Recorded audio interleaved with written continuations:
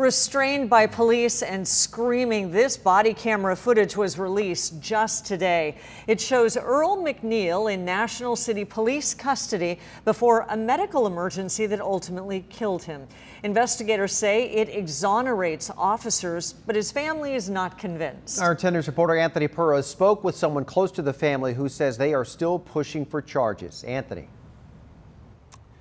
And I spoke with a family spokesperson who says the McNeil family would like to see officers charged with criminal negligence. Now, aside from that video, the medical examiner released the autopsy report that states McNeil died from brain damage from a heart attack.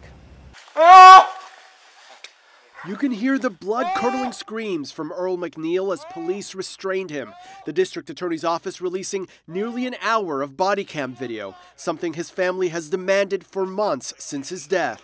This encounter with officers began when McNeil came to the police station making strange, erratic statements. Officers used a body restraint on McNeil called a wrap. They also put a spit hood over his mouth. The district attorney says this was necessary as McNeil was spitting and biting the concrete. His family, though, focused on officers ignoring McNeil's call for help. Help!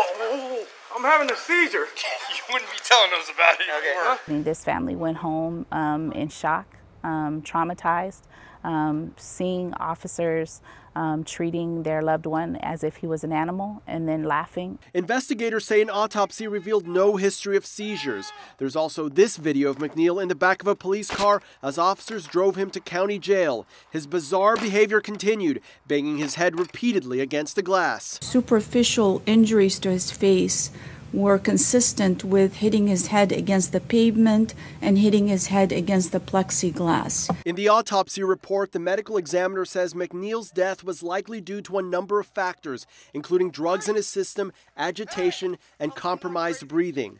It also concluded because his death was in part at the hands of another, the manner of death is listed as homicide. However, the report also adds that it was not apparently intentional. The district attorney says the officers did not use weapons or beat McNeil, and there is no evidence of wrongdoing to warrant charges. McNeil's family not satisfied. The medical examiner report says that this was a homicide. And what we have learned from National City PD, the Sheriff's Department, and now the District Attorney's Office is that they make it to believe that this was a drug overdose that went into a cardiac arrest. And the McNeil family will continue to pursue those criminal charges. In the meantime, they will also be filing a civil case. We're reporting live tonight. Anthony Purra, 10 News. Anthony, thank you. The district attorney's office also released this timeline. On May the 26th, McNeil arrived at the police station and started talking with those officers. That was around 5:30 in the morning. At about 90 minutes later, he was placed in a patrol car and taken to the county jail. At about 7:30, an ambulance was called. Paramedics took McNeil to the hospital just before 8 o'clock. He stopped breathing while in the ambulance, and he died 16 days later. Community activists have been demanding answers about McNeil's death for months. Don't fucking push us! Hey, why? Who killed Earl McNeil? Who killed Earl McNeil? 3 people were arrested in July while protests inside the National City Council meeting turned into a shouting match. They even demanded for Police Chief Manuel Rodriguez to step down. On your hands.